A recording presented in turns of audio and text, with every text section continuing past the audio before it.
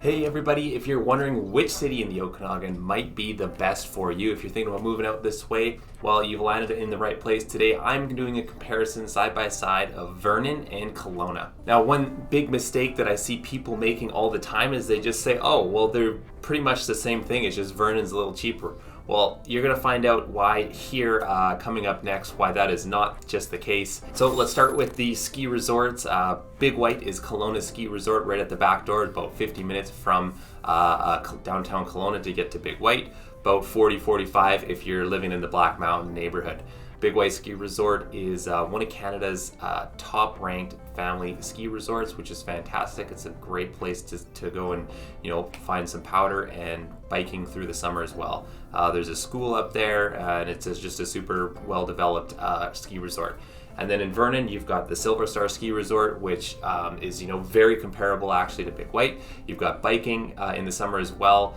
Maybe not as many amenities up that way, but in terms of the terrain for like skiing and snowboarding and biking, very comparable there. Now, location and size. Kelowna is the largest city in the Okanagan Valley. We've got the larger hospital, better transit, the Kelowna International Airport, and things like that. So a lot of people from Vernon do come out this way when they do need those types of services. Vernon is smaller than Kelowna, located at the north of the Okanagan, right at the tip of the Okanagan Lake actually. Vernon kind of is right on two lakes, Cal Lake and Okanagan Lake, whereas Kelowna is just basically the central part of the Okanagan, right at the midsection of the Okanagan Lake. And before I get too carried away, my name is Braden Coop. I'm a real estate agent at RE/MAX here in Kelowna. I've got a free relocation handbook that I spent hours putting together. It's free for you to download down below. Just sign up and I'll send it your way. And that should give you a lot more clarity in your search if you're thinking about moving to the interior BC. All right, let's get back into it. So the climate for both cities is going to be quite similar. We've got the warm, sunny summers and mild spring, mild fall, and mild winters, especially when it comes to comparing with the rest of Canada. One thing that I have noticed that is a little different is Vernon does seem to have a little bit more fog or cloud cover, although both of us do get the inversion in the winter, where what that is basically overcast all winter long.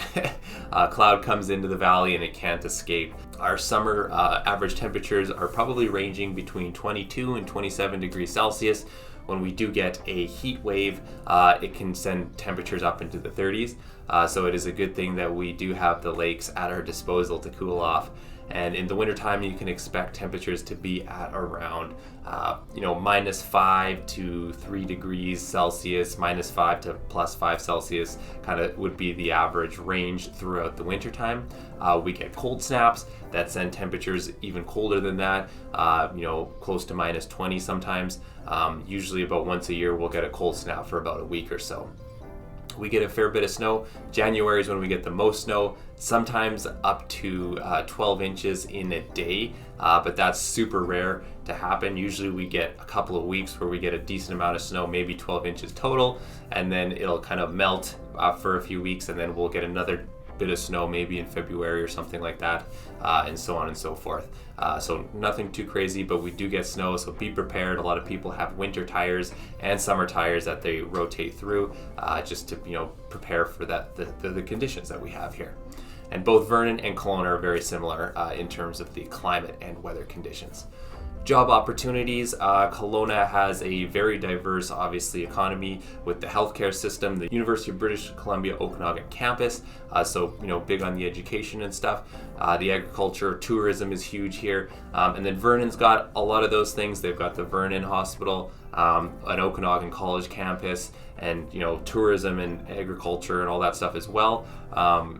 Kelowna is just doing it on a much larger scale. So far right now, Vernon could be considered the more laid-back version of Kelowna. Recreation, Kelowna's got the boating, hiking, skiing, snowboarding, snowmobiling, dirt biking, quadding, mountain biking, kayaking, you name it. We got the lake, the mountains, the trails, and all that stuff. And Vernon is the exact same when it comes to outdoor activities.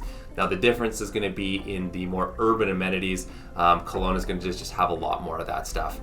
We are much more a tourism hub compared to Vernon. Vernon does get it, but Kelowna gets way more. So we've got the downtown, a much more developed like downtown area, I guess you could say.